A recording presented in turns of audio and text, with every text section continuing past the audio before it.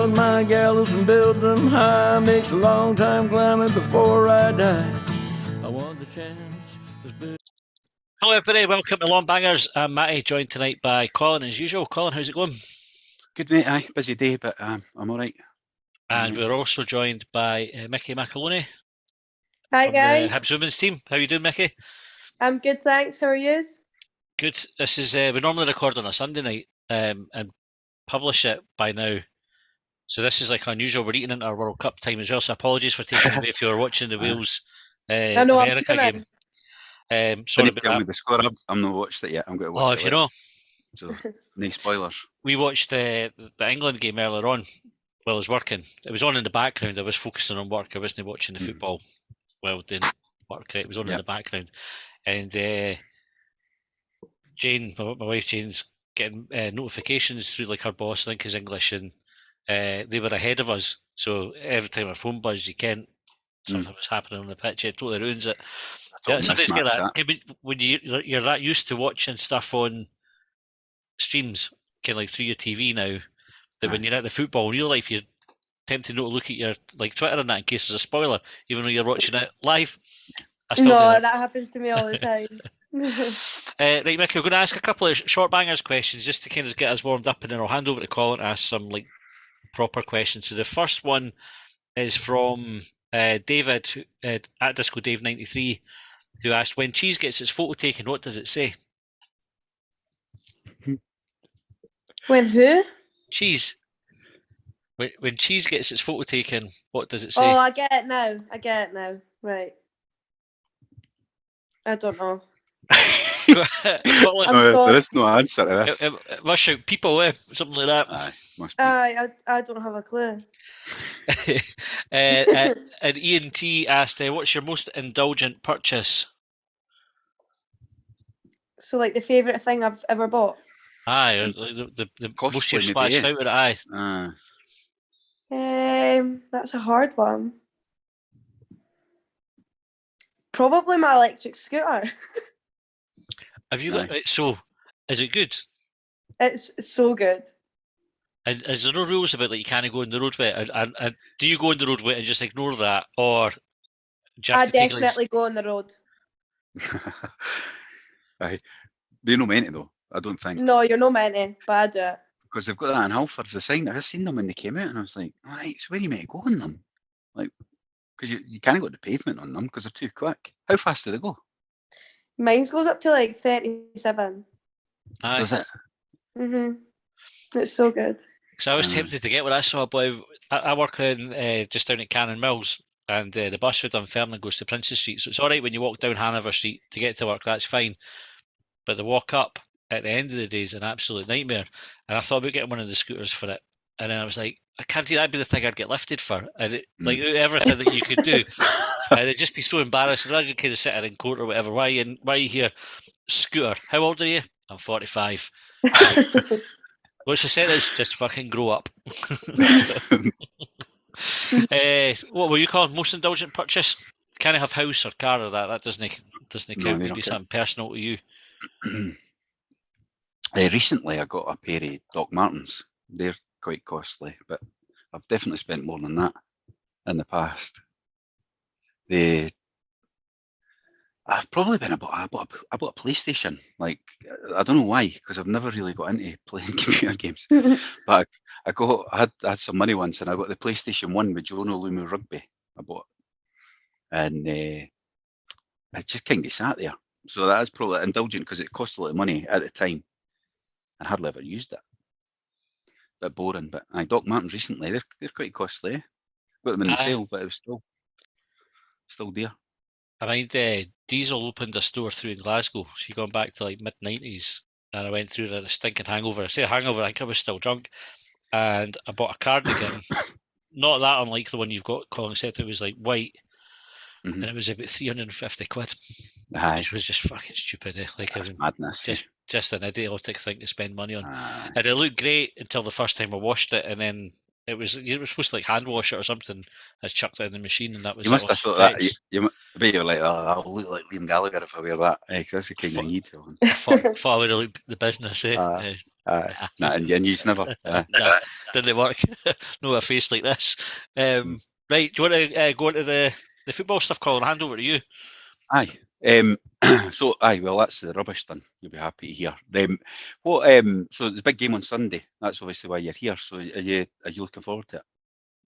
I'm absolutely buzzing. I think when you play against other teams and stuff like that, it's not the same feeling you get in a derby. So yeah, I'm absolutely buzzing. I'm sure the rest of the team are as well. I was going to ask that actually, because like the women's sort of traditional rivals has been other teams, isn't it? And so I was wondering if it still has the same feel about it, because it's like because I don't know, like Spartans and Glasgow City and that might be seen as more, or in the past, more a rival to Hibs women than Hearts. So I wasn't sure if it was still the same. No, it definitely is, in our sense anyway. I think obviously other Edinburgh teams, they might see it different, but for us it's Hearts, and yeah, I don't think that'll ever change. Yeah, good. And obviously you played last year, both games at home and away. Yep.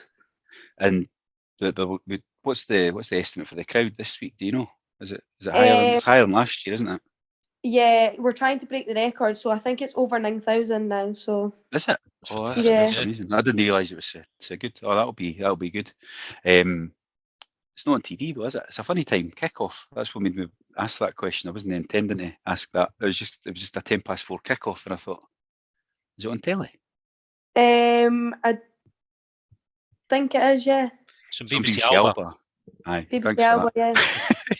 That's just it. got a wee note there. Thank you. It's just because of the kickoff time made me wonder.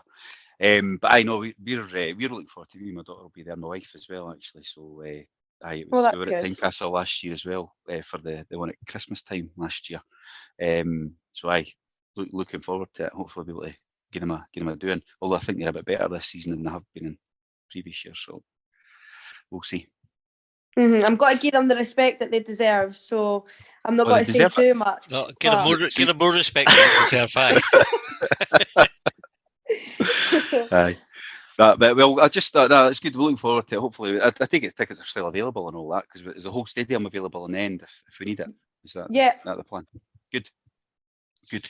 I was going to ask you next about like maybe the background of your career then, Micky, like where you started, how young you started, where did you start, and how young? Start with that. So basically, I started when I was in primary school, the last year of primary school, so P7. I kind of just started playing at lunchtime with a bunch of friends, mostly boys, just breaking lunchtime. And then there got to a after school club that was made, which was mixed, so it was boys and girls. So I started doing that, and then some people came to watch our primary school games, and I got suited to go to Hutchie. So then I moved there, and that was my first ever time playing in a girls' team, playing football with just girls. So that was a good experience. And then I'd done a couple of years at Hutchie, and then I got moved into Hearts Women's, but I never jumped into the young team. I got scouted from Grant Scott, and he moved me right up to the women's team. So I was playing in the women's team since about 15-year-old. Oh, really? 15-year-old, yeah. So I've always been playing with like players that are older, stuff like that, which I think has benefited me a lot. And then after Hearts, I played there for a couple of seasons, which was good. Got my experience up, and I was obviously playing against good teams and things like that. And then Spartans came in for me, and I thought it was just the right time to move because they were in the league above, and I wanted a new challenge, things like that. So I ended up going to Spartans. I was at Spartans for about 3 years, loved it there.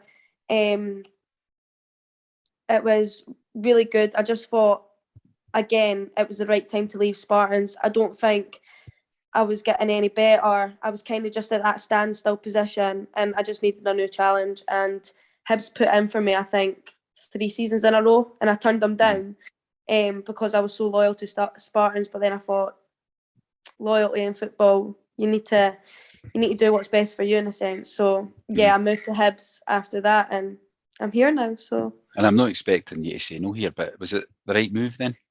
Definitely, 100%. 100%. I have to say that. No, I'm joking. It was. What was it about Hibs that made you want to come? just how well Hibs were, like playing as a Spartans player, playing against Hibs, it was always a challenging game, and just the way the style of football was played. And I know most of the girls through the Scotland squad because I was captain of the under-19 Scotland, and I played with most of them. I was at morning training for Scotland with most of them, so I was quite comfortable going into that environment. So I thought, why not? I know most of them, so yeah, that's what kind of got me there. And have you always been, so you're a midfielder, aren't you? Yeah. Have you always played midfield, or have you moved around, or how did it go about? So no, actually, I played centre back for Scotland a few times. At the finals when we hosted it, when we were playing against France, I was a centre back, but I've mostly been a midfielder. I would say personally, I'm a midfielder, but yeah. And you mentioned you played with the boys and that at the start. Did that stop as soon as you joined Hutchie, or did you carry on playing boys football for any length of time? When I was at Hutchie, it wasn't like professional or serious. It was just a young girls' game. So I was still playing in high school. I was still playing at break and lunch with the boys. Right. There was something in my school called School of Football, so that was mixed as well. So it was like a subject in school that you got to do. So that was with boys as well. So I've kind of always played with boys as well. Aye, because I think I've heard some of the other girls in the team saying that they played boys. They never had an option. They had to play for a boys' team. But obviously, there's a lot more girls' teams available now, isn't there? But I wasn't sure if you had done both, because they say it can bring you on, like physically and that. Yeah. Also at pre-season when I was at Spartans women, pre-season I trained with Spartans men just to keep myself fit and stuff, because the training was unreal, and I seen such a big difference in training with the men. Yeah, improved me a lot. You got something for? Yeah, I was going to ask, how does the setup at Hibs compare with the setup at Spartans? I just think for me personally, like Spartans, they did do me well in the first year I was there. Obviously playing at the top league, playing at the top league high level of football, but I just got to a stage where I needed to learn more stuff on the pitch, and I felt like that's what Hibs have done. I became more of an attacking player. The runs I've been making, like just showing like positional, like where I should be. The professional about it as well, like what I'm eating, the recovery, like so much, honestly. When did you realise you had a chance of making it? Obviously, you were in the first team early, but like, were you younger than that when you realised you were good? Like, I hate to go down the Jim White question route, going like you probably know what I'm talking about. You're too young. We went to Brian Loudrop, was it? It was Brian Loudrop that asked how are you so good? That was the question. But I didn't mean it that way. When did you realise in yourself that you were good enough to go on and play first team football? To be honest, when I went to Hearts and I was playing first team football, everyone thought it was a big deal because I was young and I was playing in a women's team. But for me, it was natural. Like, I didn't feel out of place. I didn't feel anything like that. So it's kind of, I don't know, it's kind of just natural to me. So I feel like I've always kind of had it, and I don't think I'm ever going to lose it, if that makes sense. It's in me, and I can't get rid of it. So you never felt out your depth at any level you've played for or anything? You've always just joined and just. I don't feel like I've been out of depth. Like, there's some stages which have been challenging, obviously, but there's not been a time where I'm like, oh, this isn't for me, or this is too much, or I can't do this. Nothing like that at all. No, well, you need that self-confidence, don't you? Well, I think you do. What are your sort of ambitions in the game then? Obviously, you've been to a couple of clubs already. You're now playing at the top level in Scotland. Do you want to go? I'm not trying to get a headline out of this, but what is your ambitions in the game? My ambitions are to keep doing what I'm doing just now, improve me as a player, be the best player I can be, and if I get a chance to go down England, great. That's a great opportunity, obviously playing at the highest level down there and getting in obviously playing for your country country, that's where you want to go. That's the best thing to do. So, yeah, that's my goal. How close do you think you are to getting in the Scotland squad just now? You think there's many ahead of you? To be fair, I feel like now that we've got that under-23s team and things like that, and Sam Kerr, she's obviously been brought into the squad. Leah Eddy, she's been brought into the squad. So, like, you can see girls are getting opportunities now. So, I'm ready. I'm just it's a waiting game. I'm just waiting for that one opportunity and I'll grab it. So, yeah. There's a lot of players in the Scotland squad that already play in England and all that and abroad, isn't there? Yeah. So that'll be the challenge there. If it's anything like the men's game, like you've always got, it's the team in brackets almost that creates the rush to get someone in. But yeah, you usually need to keep playing away because it can happen. But I think try to think who plays in your position in the Scotland squad now. Is it Cuthbert? So there's Sam Kerr, Erin Cuthbert, Kylie Muir. So there is Just really Real Madrid talented and Chelsea and that. Aye. Yeah, so there is really talented players in there. I can't lie, but as I said, I've just got to keep working hard, and they're my role models. Do you know what I mean? Like I need to look up to them and be the best. See what they're doing and see if I can match that or even do better than that. So that's kind of the stage I'm at just now. And obviously moving full time in the summer. You have signed a full time contract. You have, Yeah. haven't you? Aye. So to move into full time in the summer, how are you finding that? Loving it. It's something since I was young, playing 2-3 nights a week at training and then just having a game day on a Sunday. It was great, but I was just wanting to do it. Like I was always, anytime that I was in the house bored, I would always be out kicking a ball somewhere, doing something. So I'm such an energetic and moving person. I just want to be up and going all the time. So for us to go full time, it's been a dream come true because when you're young, you don't ever think, like you obviously think, oh, like I want football as my job, but you don't actually know if you're going to make it there. For that to happen, it's a dream come true, and I'm so thankful and grateful for it. And are you?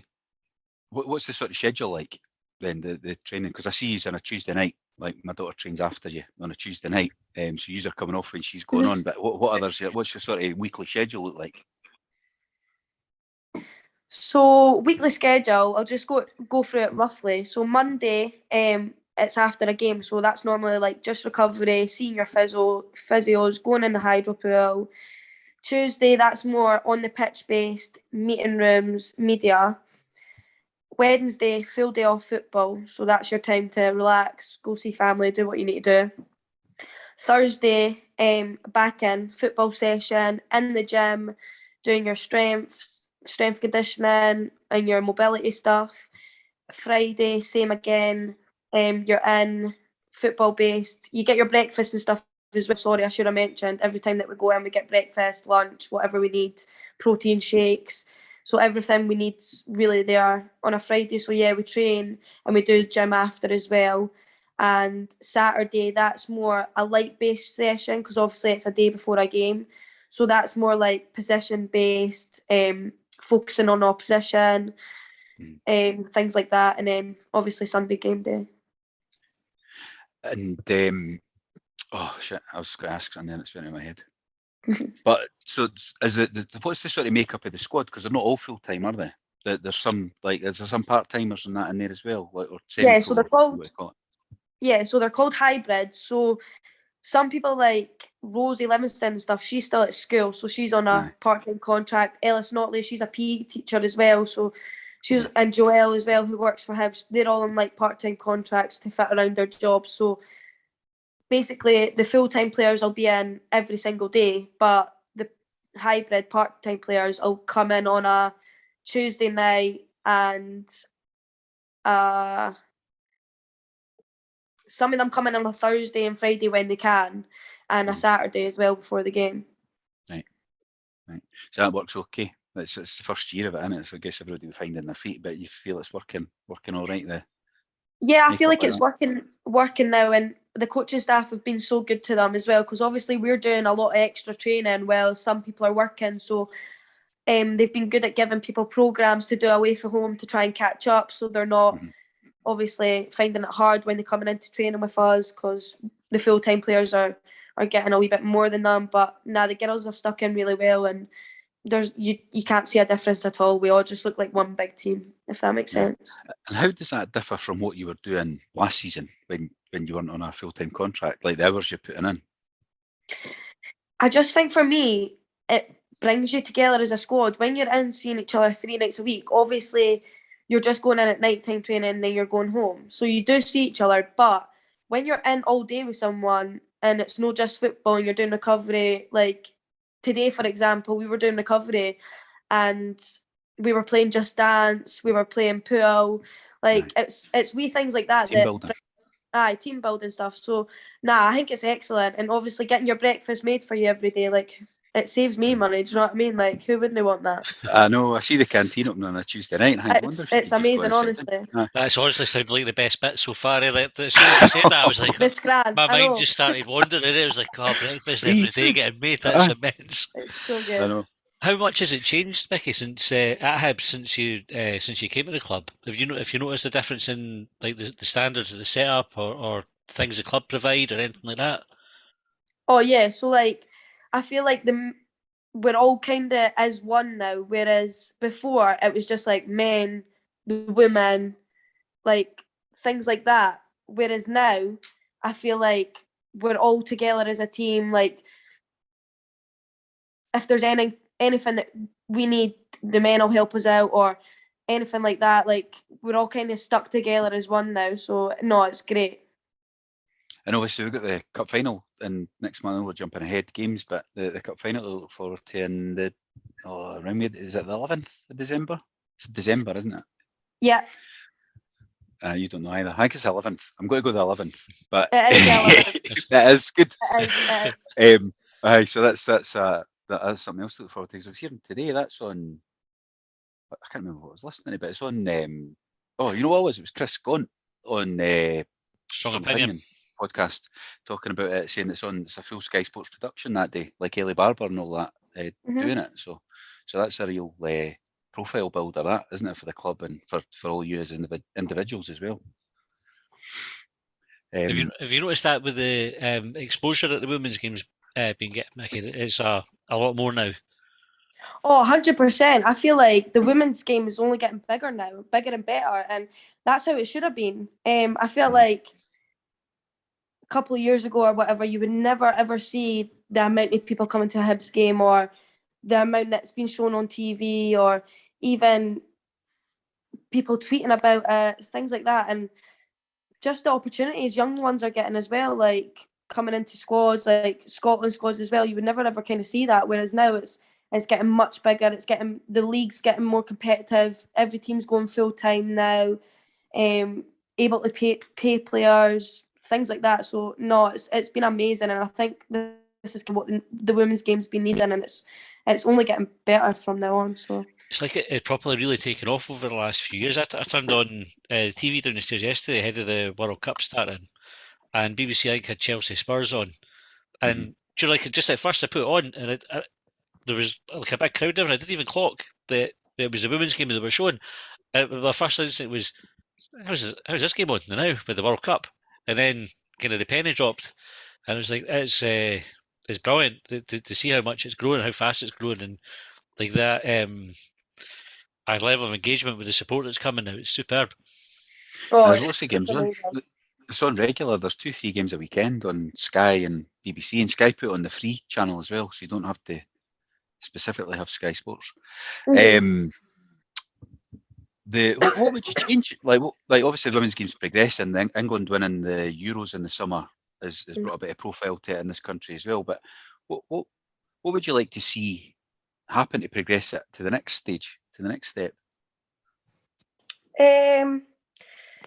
Like, don't get me wrong, our media team is amazing. I just feel like it needs to get promoted a wee bit more, and as we said, like Sky Sports are getting involved now, which is great. So just getting it on TV a lot more, so like more people can come watch. Because when we're traveling down to Aberdeen, we're not really bringing a big crowd or anything like that. Like obviously we get some folk coming to support us, but on Aberdeen days when it's like 4 o'clock away and you're not getting home till like 10 o'clock at night or whatever, it's good for it to be shown on TV, so like people aren't missing out, family, friends, supporters, whatever. So just keeping that going in the women's game, getting it shown a lot more, and I'm trying to think. I suppose getting folk in, like we're getting a crowd in, like what you're getting on Sunday, then it's a chance to show what it's all about, and then maybe draw a few back. And now that it's at Meadowbank rather than Livingston, that should make it easier, you would think, in theory anyway, to get to pull a bigger crowd. Aye, well, mostly Leaf, like mostly people who live in Leaf, well, I know, are like Hibs supporters, and Meadowbank isn't far from Leaf, so aye, it's I've noticed it anyway since being at Meadowbank, like the bigger crowd that we've had like since being at the Livingston Stadium. So no, it's great, and we're really grateful to be playing in such a good facility as well. So I was going to ask you, are you happy with Meadowbank? Good, is it? I've Yeah, been a couple of games, but as a player. no, it is great. It is a good facility. You've got everything you need there, I think, and as well, HDC is brilliant, like for everything. Like that's probably my favourite place out everywhere to go. It's just Hibernian, like it's whereas Meadowbank's a leisure centre, if that makes sense. Whereas HDC, that's just for Hibs. So no, it's great. Good. I think that's kind of all the questions I have there, but I do have some quick fire stuff. But I don't know if Matthew you want to add any just before you questions just because it's a derby on Sunday, and we kind of touched on the games you had last season against Hearts. What have been your like highlights and experiences of the derby game so far, Micky? Well, obviously, the last derby that I played against, it was in the yellow strip. It was for what was it for? Ukraine. Oh, aye, yeah. Yeah, so it was for the Ukraine, sorry, and it was great to see Hearts and Hibs getting photos together. Like we all kind of stuck as one when obviously they were going through that tough time. But my best experience for that was obviously scoring, assisting, and just playing in a derby. Like as I said, there's the fire in your belly. Like I always get a fire in my belly before every game. Like you always have the good nerves until you get onto the pitch. But with a derby, it's completely different, and it's quite hard to explain. Like it's a different feeling, and I'm honestly buzzing for it, and I can't wait for it. What's the atmosphere in the dressing room like after it when you come off the pitch and you've got the win? Oh, it's amazing. It was unreal. Like when we just won that derby back there with the yellow strips and stuff, it was. I was still speaking about it 3 weeks after. I was buzzing. Just get the tunes on in the dressing room, Sunshine on Leaf, and that. That's what the men's team did. They put the ghetto blaster on and let them know. Aye. I don't know if our tunes are that good, but no, we definitely have tunes on in the changing room, and we're definitely looking to celebrate. So. Are they still called ghetto blasters, Colin, or have I just Do you care what a ghetto blaster is? No. double RH, man. Aye, right. I'll stop asking questions, Colin. You can finish off. I just thought I'd rattle through some quick fire stuff. Just nothing again that'll catch you out. So, best player you've played with or against?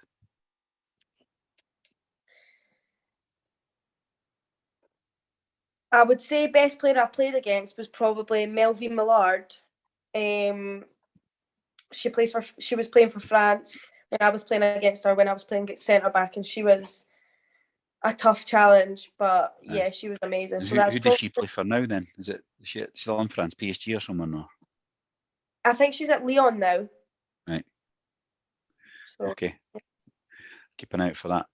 Best game you've played in? Like best performance I've put in?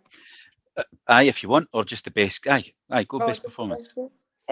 Probably the France game again. Yeah, like just even the crowd there, and I got man of the match as well for that game. So I feel like my performance was really strong in that, and the crowd. It was obviously we were hosting a final, so we had our home crowd there, so there was a big crowd there. So I would say that's definitely up there with one of the top games.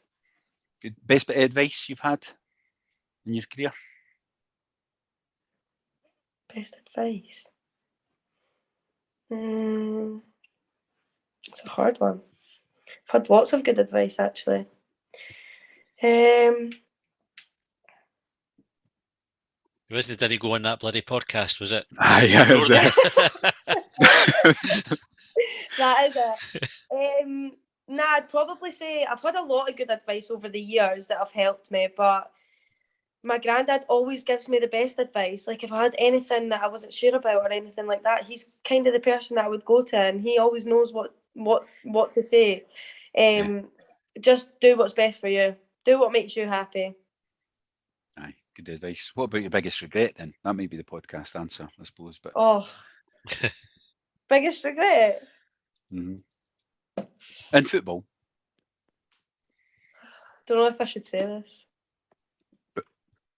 Well, I don't know if I should say that. Don't know if I'm allowed to say that. well, you better watch then. I know. I'm like, I don't know. Biggest regret. Probably. I don't know. It's hard. I don't really have any regrets. It's all been amazing. Well, you can tell us that when we stop recording what you were going to say, right? Yeah, I'll tell you that. Don't worry. Favourite film? Favourite film? Oh, I've got a couple, you know. I like Braveheart. I like... What else do I like? I love like your Bad Boys, Ride Along, Pirates of the Caribbean, Toy Story. Like they're all Lion King. That's me. Aye, Toy Story's a classic. I know. That's I remember that coming out. You'll know, but I remember it coming out. I was actually just watching Ice Age just there. Aye. I'm such a bear. Aye. They films are brilliant. The Pixar ones and that. I prefer them to normal films. I'm known on this podcast for never. I've never even seen Star Wars. Never even seen Star Wars. Anyway, favourite TV show? Sorry? Favourite TV show? Oh. TV show. Probably Match of the Day. Favourite band or singer?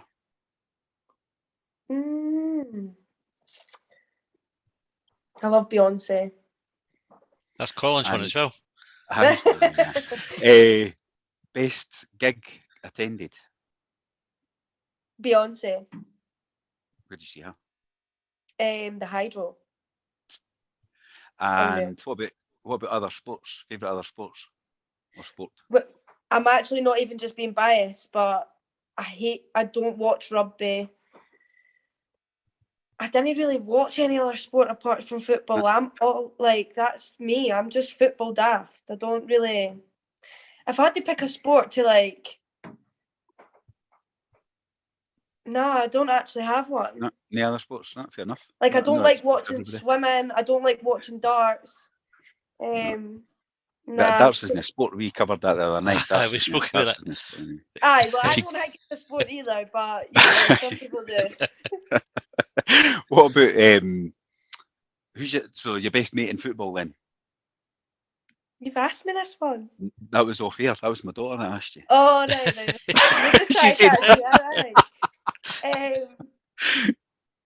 Leah Eddie. And who's the big? Aye, good. Who's the biggest joker at Hibs in your team? Probably me. No, isn't it?